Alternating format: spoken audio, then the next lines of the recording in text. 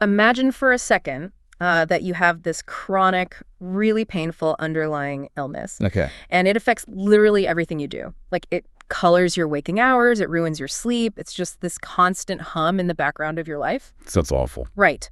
But now, imagine you find out there is a clinic literally right next door to your house that has the exact guaranteed cure. Wow. Okay. When you walk up to the door, you see a sign that says, treatment is entirely free, and you turn around and walk away. Just because it's free? Exactly. Yeah. You tell yourself, well, if it's free, it probably doesn't work. That is insane. It sounds entirely insane. But according to centuries of Vedantic philosophy, that is the exact psychological trap every single one of us falls into when it comes to our own underlying anxiety and sorrow. It is the ultimate human paradox, really. Yeah. We're desperately searching for a cure to this internal dissatisfaction. And the supreme irony is that a meticulously detailed manual to cure that exact dissatisfaction actually exists. Right there. Right there. It's existed for thousands of years. But we don't just ignore it.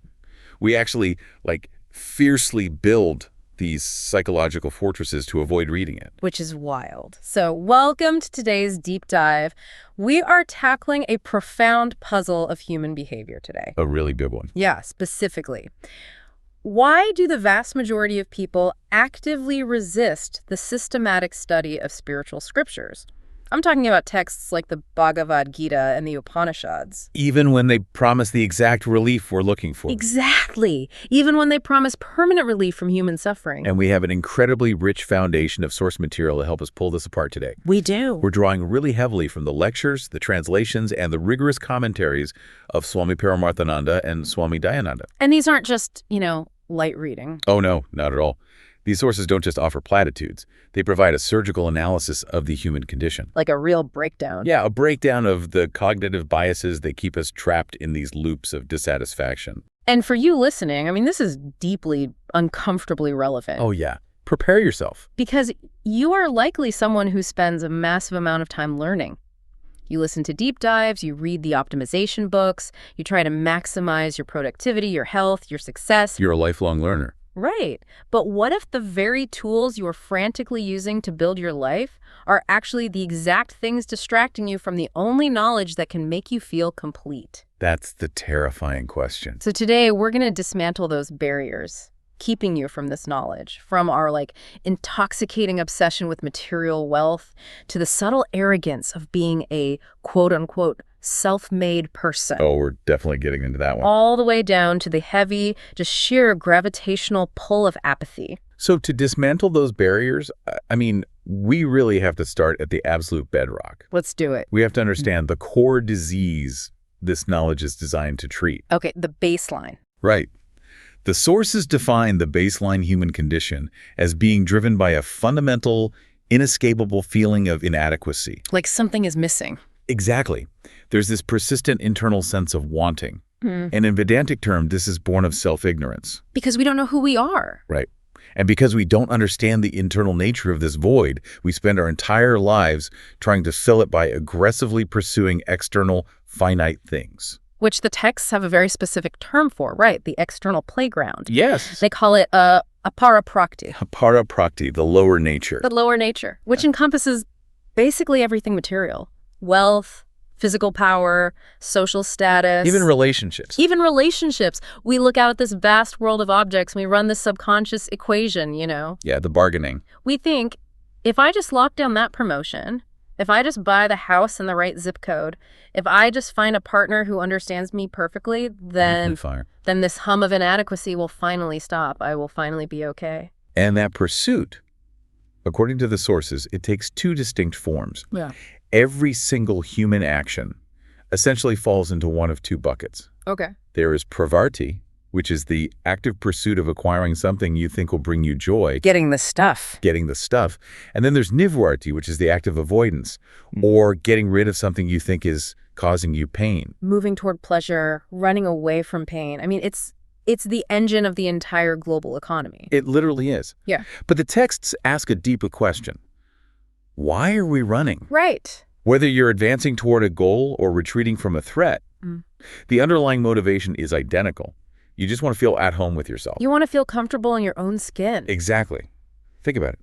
A person never wakes up, looks in the mirror, and says, I feel entirely complete. My existence is absolutely whole and lacking nothing. Therefore, I am going to desperately work 100 hours this week to outshine my coworkers. Right, that makes no sense. We chase things because we feel inherently uncomfortable. We are seeking a lasting, infinite peace. But the strategy is completely broken. Mathematically broken. Yes. The math just doesn't work. The sources note a mathematical reality that I found, honestly, absolutely brilliant in its simplicity. Well, the finite equation. Yeah. They point out that finite plus finite equals finite. It's so basic, but so true. It doesn't matter how many finite, limited objects you pile up in your living room or your bank account, you will never, ever cross the threshold into infinity. No. Like the distance between $100 and infinity is the exact same as the distance between $1 billion and infinity. And that analogy is so precise because it exposes the architectural flaw in our life plans. Right. If your ultimate goal is absolute completeness, which by definition has to be limitless, unbounded by time or space, how could any physical object, which is inherently limited and decaying, possibly provide it? It can't. It physically can't. Furthermore, every single gain in the material world carries a shadow of loss. Oh, that's interesting. How so? Well, you gain massive wealth, but you lose your anonymity. Ah. You assume terrifying new responsibilities. You experience entirely new anxieties about the market crashing and losing that exact wealth. You just trade one anxiety for a shinier one. It reminds me of that classic story that perfectly illustrates this misplaced searching, the story of the lost ring. Have you heard this one? Oh, with the street lamp. Yeah, tell it. Yeah. So a person is frantically searching for something under a bright street lamp at night, and a neighbor comes over and asks, hey, what did you lose? Right. The person says, I lost my diamond ring. So the neighbor gets down on their hands and knees to help. Nice neighbor. Exactly. But after an hour of searching the pavement, the neighbor asks, are you sure you dropped it right here? And the punchline. And the person replies, oh no, I dropped it over there in the dark alley, but I'm searching here because the light is so much better. It's so good. It captures the Vedantic diagnosis beautifully. We feel the loss internally. Right. In the quiet, sometimes dark space of our own minds. But looking inward requires navigating that darkness. Which is scary. Very scary. So instead, we look out into the material world, into a paraprakriti, because it's brightly lit by our five senses. We can see the money. We can touch the car. We can hear the applause of our peers. Right. We search where the light is, even though it is fundamentally impossible for the lost ring of our contentment to be there. The sources use another really evocative image for this too. They compare our desperate attachment to material things to a baby gripping its mother's sari. Yes. Like, even if the mother steps into the other room, if the baby has a piece of that fabric in its fist, it feels a sense of security. It's a tactile illusion. Right. We instinctively grab onto what we can touch. We hold on to our job titles and our investment portfolios exactly like a baby gripping a blanket. Which brings us to a devastatingly accurate concept discussed in the lectures. The phenomenon of the poor rich man. Oof. The poor rich man. Yeah. This is the individual who dedicated their entire existence to curing their internal poverty with external wealth. Before, they were poor and lacked money. Now, they are incredibly wealthy, but they are just a poor person with money. That is brutal. It is. The external circumstances received a massive upgrade, but the inner bankruptcy, that fundamental feeling of inadequacy and self-ignorance, remains completely untouched. So money bought comfort, but not security. Money successfully bought a high-end comfort, but it failed to buy the end of insecurity. Okay, so this is the part of the text that completely stopped me in my tracks, but it also, made me want to argue back. Oh, the pushback. Let's hear it. Because calling this self-ignorance feels incredibly harsh. I mean, if you are hungry, you don't meditate on your soul. Sure. You eat a sandwich. Of course. If you want to make sure you aren't living on the streets when you're 80 years old, you aggressively fund your 401k. Yeah, that's just smart. Right. These are biological and practical imperatives. Wanting a reliable car or a safe house isn't inherently ignorant, it's survival. That pushback is essential. And the wild thing is, the texts actually completely validate that practical reality. They do. Oh, yeah. Fulfilling your biological needs, planning for your physical survival, engaging dynamically with the world, none of this is the problem.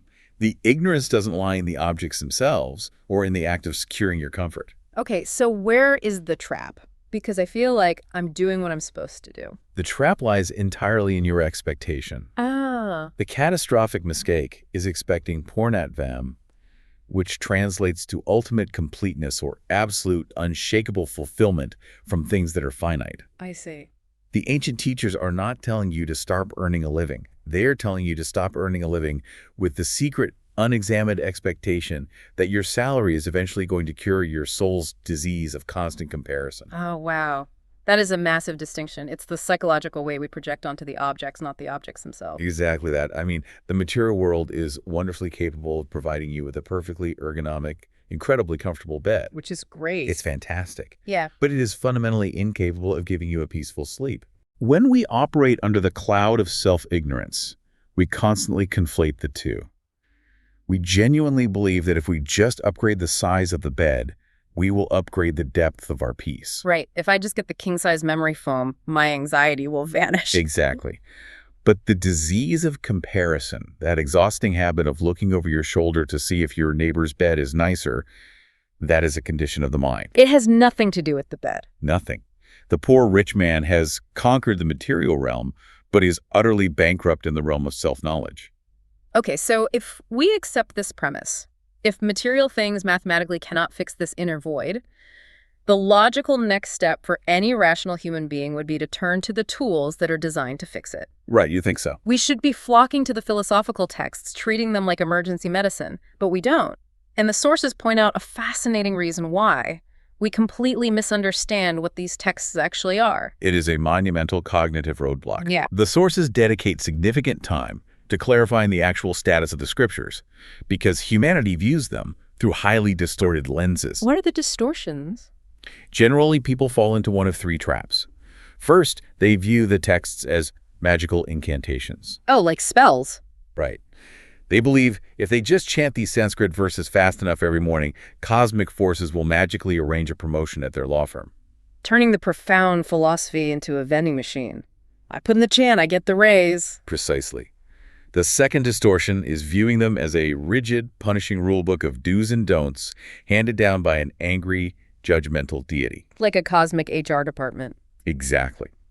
And the third, which is incredibly common in modern society, is viewing spiritual study as a quaint retirement hobby. Oh, right, like golf. Yeah, it's seen as something you finally crack open when you are 80 years old, sitting in a rocking chair waiting for the clock to run out because you are no longer useful to the economy. We treat them as absolutely anything but what they claim to be. Yeah. The text emphasize over and over that the Bhagavad Gita and the Upanishads must be approached as a pramana. Yes. That is a vital Sanskrit concept. A pramana is a valid, highly systematic means of knowledge. A tool for knowing. Right. Just as your physical eyes are the required pramana for perceiving color, and your ears are the pramana for perceiving sound, the scriptures are the pramana for understanding the true nature of the self. And because it is a rigorous means of knowledge, it requires a specific approach. Jnana Yoga. Okay. This translates to the disciplined, systematic study of the texts under the guidance of someone who actually knows how to unpack them. So no skimming. No skimming. You cannot just stumble upon this depth of knowledge by accident while taking a walk in the woods. Which bursts a lot of bubbles, I think. It does. Oh. Furthermore, the texts argue something that shocks a lot of modern spiritual seekers. You cannot attain this knowledge purely through silent, unguided meditation. Wait, really? That goes against the entire modern wellness industry? Totally does. The idea is that if you just sit on a cushion in silence long enough, enlightenment will just, bubble up from inside you. Well, the Vedantic logic is brutally clear on this. Mm-hmm. If you don't know what you are meditating on, if your intellect hasn't been systematically exposed to the concepts of what the self actually is, Yeah. sitting in silence will simply leave you alone in a quiet room with your own ignorance.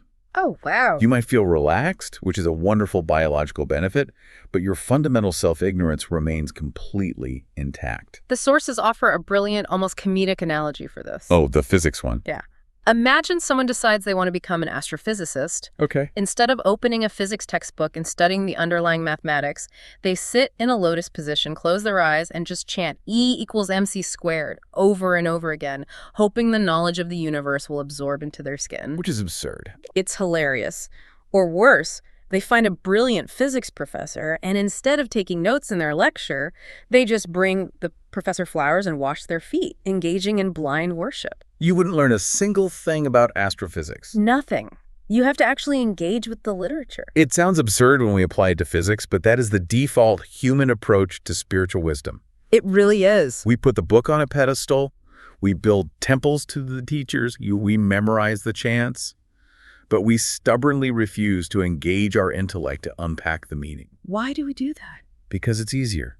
And the danger of this superficial approach is profound.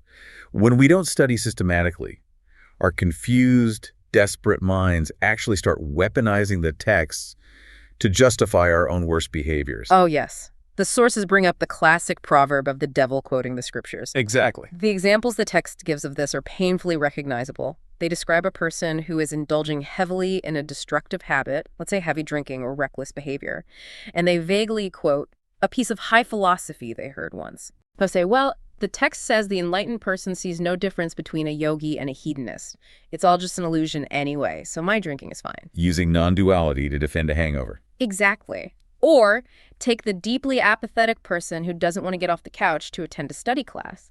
They will argue, why should I travel anywhere? The text says God is all-pervading, God is everywhere, including right here in my living room, so I'll just stay on the sofa. They use the absolute highest, most nuanced philosophical truths as a cheap alibi for their own inertia. It's amazing. That is the insidious danger of an unguided approach. When the mind is overpowered by desires, addictions, or sheer laziness, the intellect gets suffocated. It stops working properly. Right. And if your intellect isn't sharp enough to fight the mental weakness, it simply switches sides. Oh, that's a scary thought. It joins the enemy. Becomes a PR firm for your bad habits, using half-understood spiritual jargon to defend its own bondage. Think about how bizarre our priorities are. Like, if you go to the store and buy a complex new piece of machinery, a high-end digital camera, or a new car, it comes with a manual. Sure. Before you operate this expensive machinery, you usually at least flip through the manual or you watch a tutorial from an expert. You do this because you don't want to break the machine and you want to get your money's worth out of all its features. Makes sense. We literally treat the operating manual for our television with more systematic respect than we treat the operating manual for our own intellect. That is a flawless modern translation of the text core argument. The human body-mind-sense complex is the most sophisticated, sensitive, and profoundly capable machinery you will ever be given to operate. Yeah. The Bhagavad Gita is essentially the operating manual for this human machine. Right. But rather than systematically reading the manual to understand how to regulate our chaotic emotions, how to manage our desires, and how to diffuse our deep-seated fears, we just blindly mash all the buttons. We just hit everything at once. Yeah. And then, when the machine inevitably starts smoking and breaking down, we bow down and worship the manual, hoping the machine will magically fix itself. That phrase, worshiping the manual, hoping the machine will fix itself, we have to pause on that. As a heavy image. It really is, because think about how many people have a beautifully bound copy of a sacred text sitting on a shelf gathering dust, or they wear a spiritual symbol on a necklace. But their daily anxiety is completely out of control. Oh, everywhere. We have turned the medicine into jewelry. We admire it, but we refuse to swallow it. The great teachers in the Vedantic tradition offer a profound shift in perspective here. They say the scripture is not a deity to be appeased. It is a mirror. A mirror, okay. You don't bow down and chant to a bathroom mirror. That would be weird. Very weird. You use the mirror to see your own face. You use the words of the text to reveal your own true nature, which you cannot see with your physical eyes. Right. But to use a mirror effectively, your eyes must be wide open. To use the scriptures effectively, your intellect must be sharp, alert, and entirely engaged. The texts are not asking for your blind faith. They are demanding your rigorous intellectual inquiry. But to have that kind of rigorous, humble intellectual engagement, you have to pass through a very uncomfortable doorway. Yeah, it's hardest one. You have to admit that you don't already know everything. You have to admit that your current operating system is failing and you need help. Exactly. And this transitions us into what might be the most difficult barrier for modern ambitious people.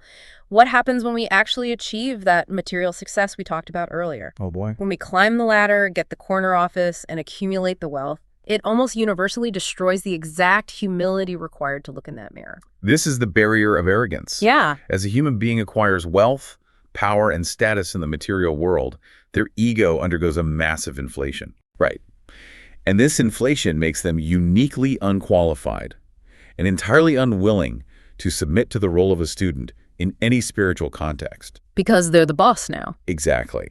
A student, by definition, must sit below the teacher, not physically, but intellectually.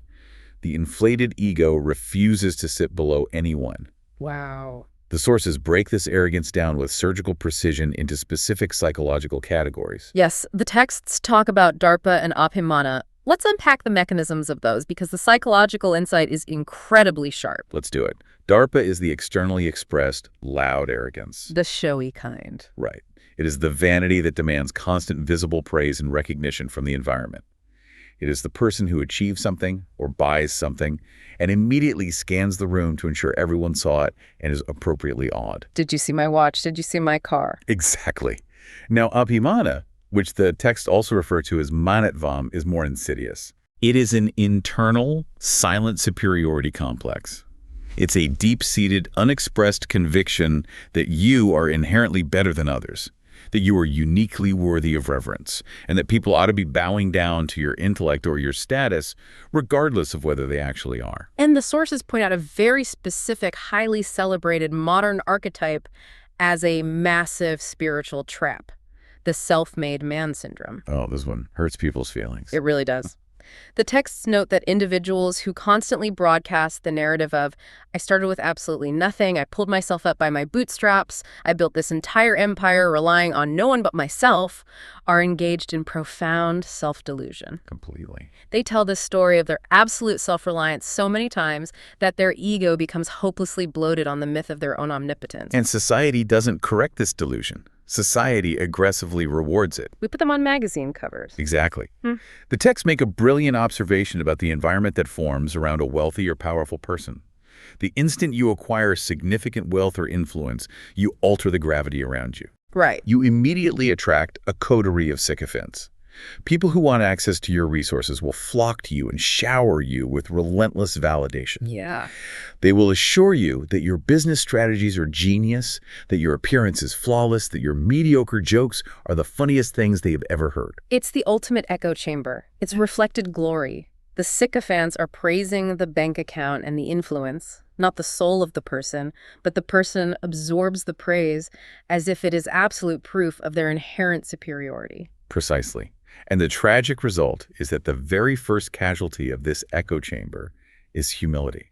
Naturally. The sources recount ancient mythological figures to illustrate this timeless archetype kings like Hiranyakasipu or Ravana. The classics villains. As their geopolitical power and material wealth expanded, their arrogance expanded to fill the entire cosmos. They eventually demanded that they alone be worshipped as gods. Wow. Their capacity for devotion to anything higher than their own ego completely vanished. Because there is a simple psychological rule. Arrogance and true spiritual devotion cannot occupy the same mind. They cancel each other out. If you genuinely believe you are the absolute center of the universe, it is physically and mentally impossible for you to bow to the actual center. Okay, I have to step in here and challenge this because the entire foundation of the modern work ethic screams against this idea. Go for it. If you are an entrepreneur and you work 80 hours a week, you sacrifice your sleep, you take massive financial risks, you build a company from the ground up, and you create livelihoods for hundreds of people. Yeah. Why on earth shouldn't you be proud of that? Isn't taking credit for your immense hard work just a sign of healthy, necessary self-esteem? Why are the texts framing this as a dangerous spiritual trap? That is the exact friction point for the modern mind, and the Vedantic texts offer a beautifully nuanced answer. Okay, what is it? The philosophy is not trying to induce guilt. It is not trying to gaslight you into denying the reality of your grueling effort. It is attempting to align your perspective with ultimate objective reality. Which is? True clarity of thought requires recognizing a fundamental fact about your success. The infrastructure of your achievement does not belong to you. Wait, what? Your physical body, your sharp intellect, your capacity for memory, the socioeconomic environment you operate in, the opportunities that randomly crossed your path, The very laws of physics and economics that allowed your business model to function. Not a single one of these was created by you. Oh. They are gifts. No. In the text, they are considered the glories of Isvara, the total universe, or the cosmic order. Wait, that completely reframes the whole concept of effort. You're saying my work ethic isn't actually mine. I just happen to win the genetic and environmental lottery to have a brain capable of focusing for 80 hours a week without breaking down. Exactly. You put in the 80 hours, absolutely. You utilize the gift sufficiently. But the raw capacity to work those 80 hours, the baseline intelligence required to make the right market decisions, that is a given potential. Wow. Recognizing this doesn't erase your hard work. It contextualizes it. It grounds it. Acknowledging that your success is a synthesis of your personal effort and millions of cosmic variables entirely outside your control aligns your mind with the truth. And from a purely practical psychological standpoint, this realization is the only thing that prevents the terrifying fragility of the ego. The fragility. Right. Right. Because if I buy into the myth that I am 100% solely responsible for my success, the dark side of that coin is that I must also believe I am 100% responsible for my inevitable failures. Yes, and an ego that demands constant, unending external validation to maintain its self-image is incredibly fragile. It's exhausting. It's a glass house. If a market shift destroys your business, or if someone simply fails to acknowledge your greatness, you are psychologically devastated. Right. But if you deeply recognize that all glories ultimately belong to the whole, to the universe, to Isvara, you can enjoy the fruits of your success without being psychologically enslaved by the desperate need to constantly defend your status. But because we don't have that perspective, that fragile ego demands constant feeding. It needs measurable proof of its worth every single day. Every single day. We live in a world obsessed with immediate, tangible returns. And that leads us to the next massive barrier preventing us from studying the manual of our own minds.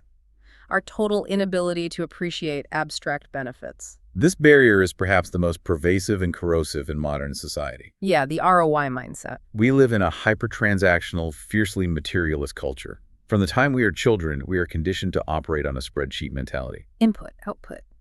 We only assign value to actions that yield a visible, measurable, material result. We demand a clear return on investment, or ROI. Right. If I input X amount of hours into this project, I expect Y amount of dollars in my account or Z amount of followers on my social media. It's an input-output machine applied to human existence. And rigorous spiritual study fundamentally defies and frustrates this spreadsheet mentality. Because you can't measure it. Exactly.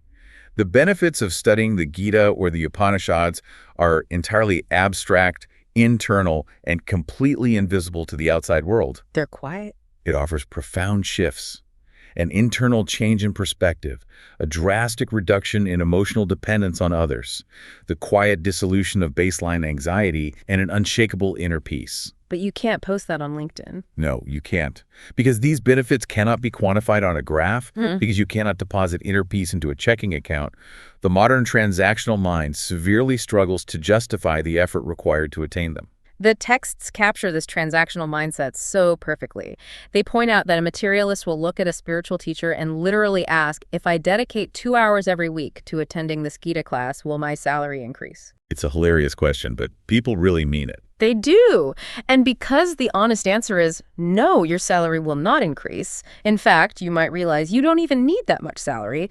The class is instantly deemed a waste of time. Right. When our schedules get packed, the very first things we throw overboard are the practices that yield invisible spiritual benefits because our society only respects the concrete. The sources provide a very stark cautionary observation about modern corporate life to illustrate the tragic irony of this mindset. The VP story? Yeah. They describe an individual who plays the material game perfectly. They successfully climb the corporate ladder, maneuvering through office politics. They become a vice president. They are making hundreds of thousands of dollars. They secure the corner office and the luxury vehicles. Living the dream. They have achieved the ultimate measurable material ROI. But internally, what is their experience? The texts state they experience absolutely zero namadi, zero peace of mind. They possess immense wealth, but their family life is tension-ridden because they are never present. Their blood pressure is chronically high, and they are suffocated by the constant anxiety of younger executives trying to take their position. So they won, but they lost. They comprehensively won the material game, but they entirely lost the human experience. It's the ultimate hollow victory. And there's another brilliant everyday example in the sources that perfectly captures how distorted our view of our own time has become. The text talks about observing people riding on a long-distance train. Oh, this one is so relatable. Right. What do the majority of people do? They buy snacks they don't need, they chew betel nut, they gossip aimlessly, they stare out the window, and they explicitly call this activity time pass. Time pass.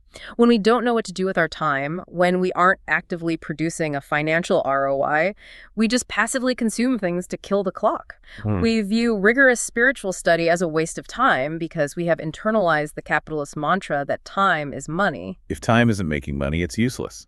Exactly. If time isn't actively making money, it's just a burden meant to be passed as quickly as possible. That phrase, time pass, reveals a deep existential boredom.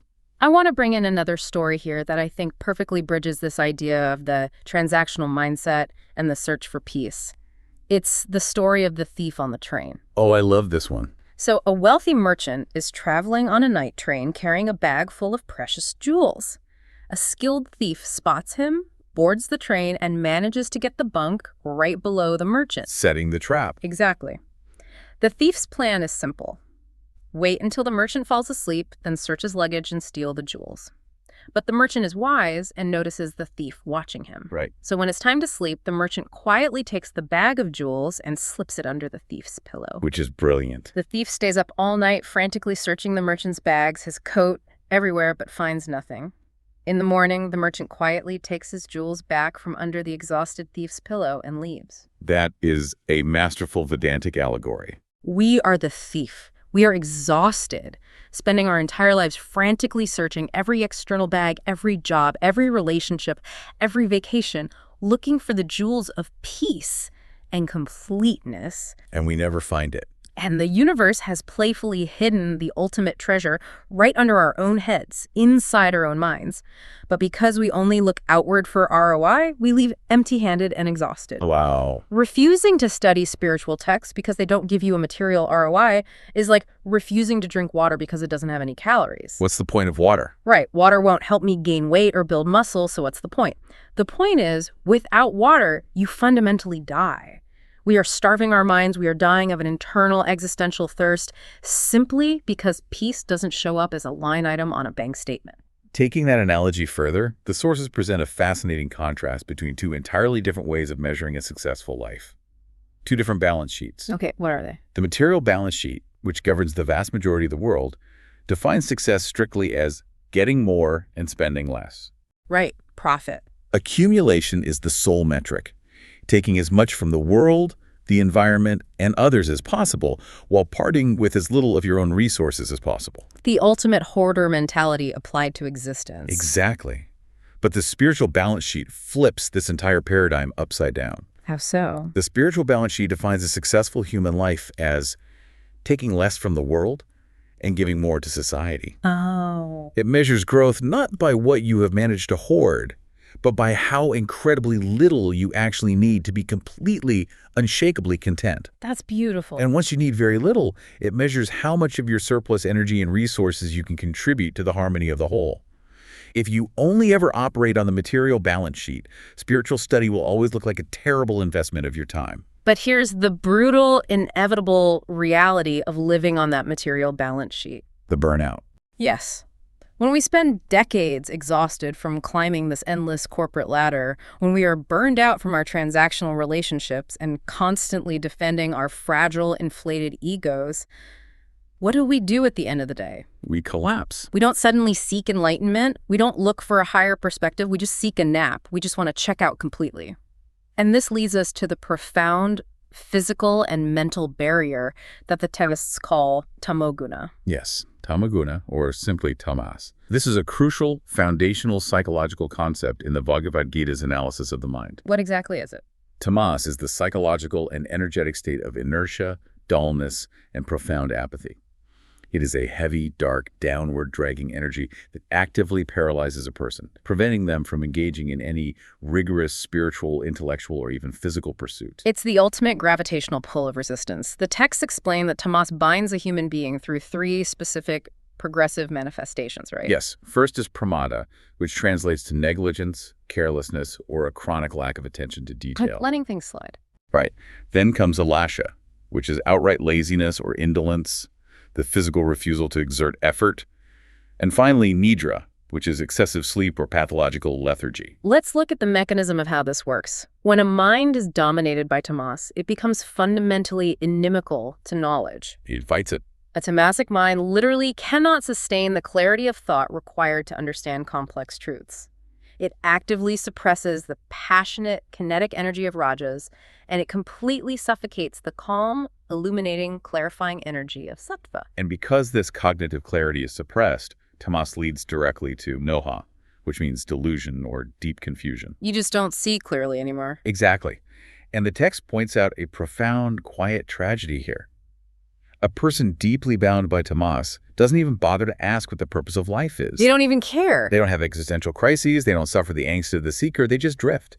They avoid taking the rare gift of human life seriously. The examples the text gives to illustrate this tamasic mindset are so vivid and honestly a little exposing. Very exposing. They talk about the ultimate procrastinator. This is the person who always has a ready-made, highly creative excuse for why they cannot possibly start a difficult task today. I'll do it tomorrow. Right.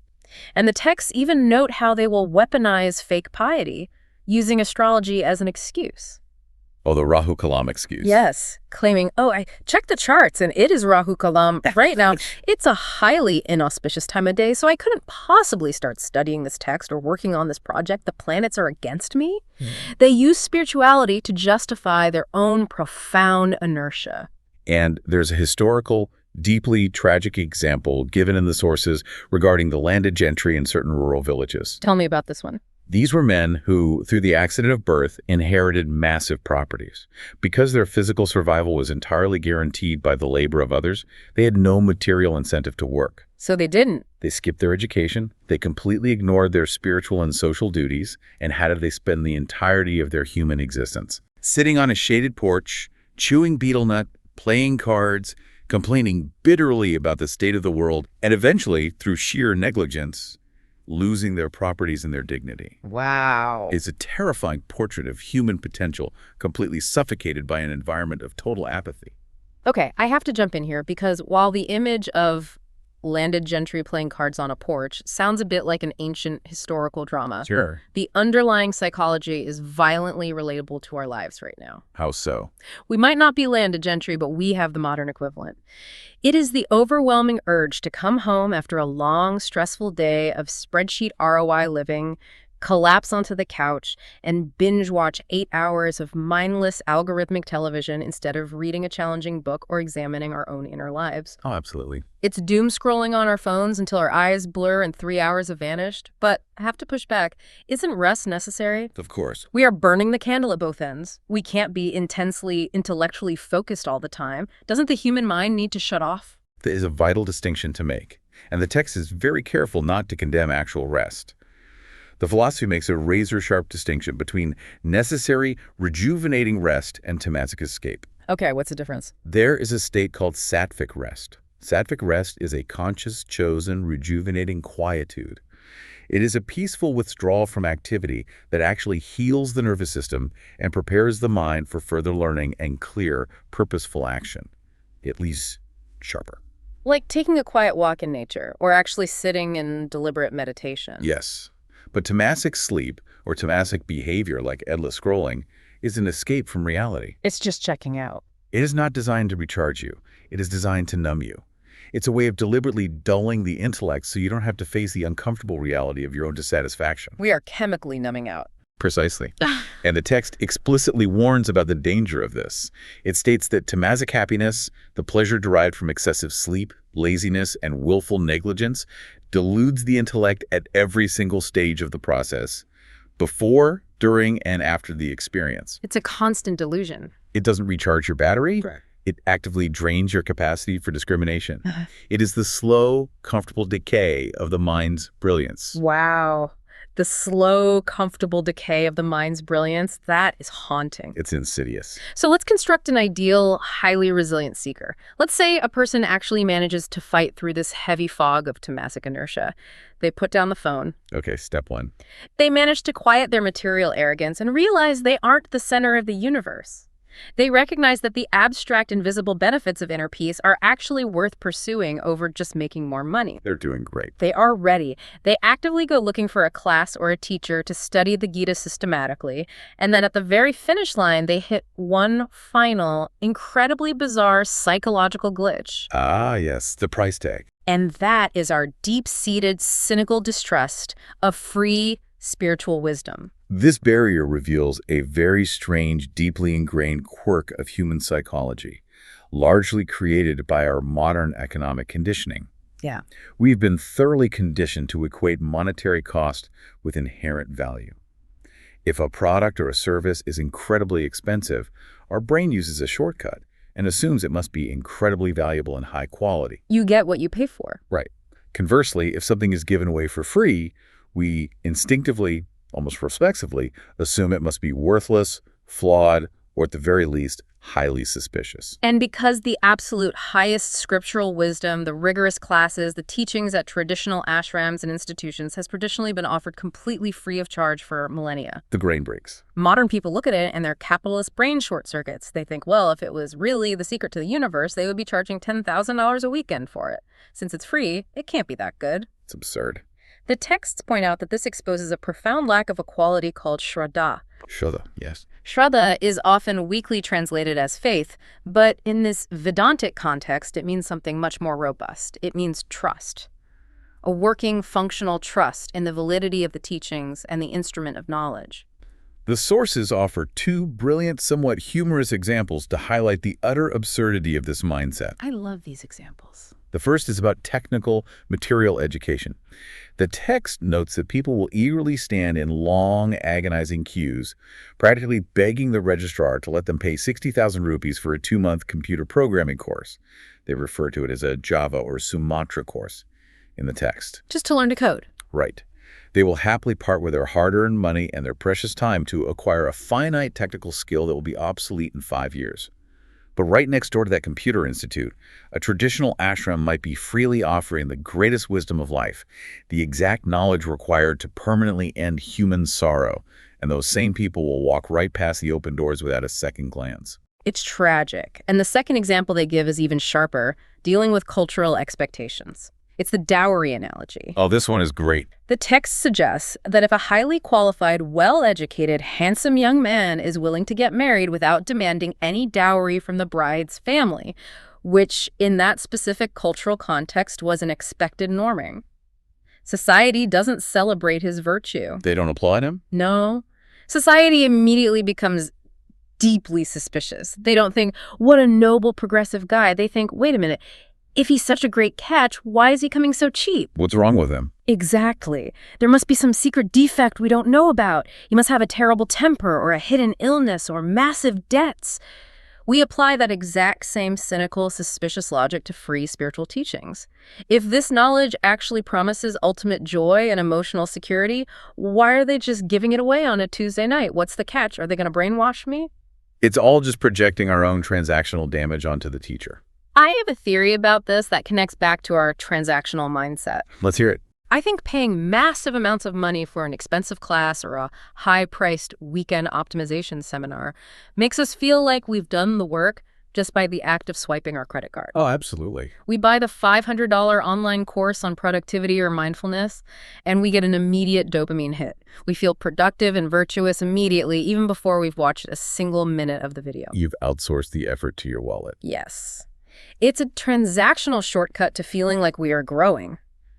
But free wisdom removes the financial shortcut. It demands actual internal work. It demands your undivided attention, your profound humility, your time, and the willingness to deconstruct your own ego. Which is terrifying. You cannot buy your way into understanding the Gita. And honestly, doing the actual internal psychological work is much scarier than just spending $500. I think your theory hits the absolute core of the issue, and it perfectly aligns with why Shraddha is so vital. The texts make a definitive statement. Without Shraddha, which is the provisional working hypothesis, that this ancient text holds a profound truth that you, with your current intellect, have not yet discovered. The scripture simply cannot function as a pramana, a means of knowledge. It won't work. If you approach a teacher or a text with deep defensive cynicism, dismissing it as too good to be true or worthless because it's free, your mind is a closed fist. The knowledge literally cannot penetrate your intellect. You're blocking it. You have to trust the instrument enough to actually look through it, just like you have to trust a telescope enough to put your eye to the lens. Okay, so let's imagine the ultimate success story. The ideal scenario. A listener hears this, and they systematically dismantle all these barriers. They recognize the trap of material obsession. They swallow their pride and overcome the arrogance of their success. They fight through the heavy inertia of tamas. They drop their transactional cynicism and develop deep shraddha. They've done it. They sit down, they find a competent guide, and they study the Upanishads or the Gita systematically. They put in the months and years of intellectual and emotional heavy lifting. What is the ultimate payoff? What does life actually look like on the other side of this knowledge? This brings us to the final horizon, the ultimate benefits. The ultimate lived result of this rigorous study is encapsulated in two profound Vedantic concepts, vairagya and moksha. Vairagya and moksha. Vairagya is most commonly translated as dispassion or detachment, and moksha as liberation or ultimate freedom. But we have to tread very carefully here because the modern world has heavily distorted the meaning of both of these words. Right, because the moment a modern ambitious person hears the word dispassion or detachment, they immediately picture a miserable, gray, joyless life of extreme self-denial. A monk on a mountain. They picture sitting in a dark cave, eating unseasoned rice, refusing to hug your children, and generally hating the world. Exactly the opposite. And the sources are incredibly clear that true vairagya has absolutely nothing to do with a forced, painful denial of the world. It's not about suffering. It is not about suppressing desires while secretly still burning with craving for them. Vairagya is an organic, profound cognitive clarity. It is a dawning understanding that naturally, effortlessly, loosens the suffocating grip of desires. How does that work? You don't run away from objects. You simply start to see objects for exactly what they are, completely stripped of the magical, psychological superpowers you use to project onto them. Let me see if I have this right. So under Vairagya, you see money simply as a medium of exchange to facilitate living in society. Right. You stop viewing it as a magical glowing shield that will protect your soul from feelings of inadequacy. Yes. You see a luxury house as a very nice structure of bricks, wood, and glass that provides shelter and comfort, not as a vital extension of your ego or the ultimate measure of your worth as a human being. That is precisely it. You interact with the world, but you are no longer under its spell. And when you strip the objects of the world of those false, crushing expectations, you achieve true emotional independence. That is the essence of moksha. Your internal weather, your baseline peace of mind, your sense of completeness is no longer violently dictated by what you have or what happens to your possessions. It's internally sourced. It is anchored entirely, unshakably, in what you essentially are. The sources introduce a beautiful classic story to illustrate what this state of being actually looks like in practice. The story of Kuchela. Kuchela. Kuchela was a man who possessed absolutely zero material wealth. He had no geopolitical power, no social status. The text even points out that his very name, Kuchela, literally translates to one with poor garments or someone dressed in rags. He had nothing on paper. By every single metric of the modern material balance sheet, he was an absolute categorical failure. Yet the texts describe him as profoundly happy, completely contented, and entirely at peace. He didn't suffer from a shred of an inferiority complex. And the crucial pivot of his story is his interaction with Lord Krishna, who was his childhood friend, but had now grown up to become a massively powerful, wealthy king. A huge contrast. Kuchela's family, suffering from material poverty, intensely pressures him to go visit his old friend Krishna and ask for financial assistance. Just ask for a favor. Kuchela agrees to go, but the text makes a vital point. He doesn't go because he feels internally incomplete without the money. He doesn't feel like a lesser man. He goes purely out of practical duty to his family. Right. When he finally arrives at the palace and is with Krishna, he is so overwhelmed with this simple joy and contentment of just being in that presence. His mind is so entirely full that he completely forgets to even ask for the money. He just forgets. He leaves the palace without asking for a dime. His peace was so absolute that it didn't depend on acquiring a single thing from the outside world. Think about how incredibly, massively liberating that concept is for the listener right now. It really is. To achieve this, you don't have to march into your boss's office and quit your job tomorrow. You don't have to sell your house and move to an ashram in the forest. You don't have to abandon your family or your responsibilities. The texts aren't demanding that. The ancient texts aren't demanding that you physically throw away your external life. You just have to do the internal work to give up the immense, crushing expectation that your job or your house or your social status is eventually going to save your soul. Let it all go. You keep the things, you enjoy the things, but you drop the desperate, suffocating dependency on them. That is the absolute crux of the entire teaching. Spiritual success, as defined by the rigorous logic of the Gita and the Upanishads, is the profound, unshakable, lived recognition that the limitlessness, the peace, the absolute completeness that you are currently frantically running around the material world trying to find is already your essential nature. It's already there. You are desperately seeking what you already are. We have covered an immense landscape of the human psyche today. We started by diagnosing the trap of finite material pursuits, trying to solve the infinite problem of self-ignorance by adding up finite objects. We saw how we completely misinterpret the scriptures, treating them as magical spells or rule books instead of a precise manual for our intellect. We examine how material success inflates our ego, creating an arrogance that makes us completely unwilling to adopt the humility of a student. We explored our modern transactional inability to value abstract benefits like inner peace, preferring the measurable ROI of a bank statement.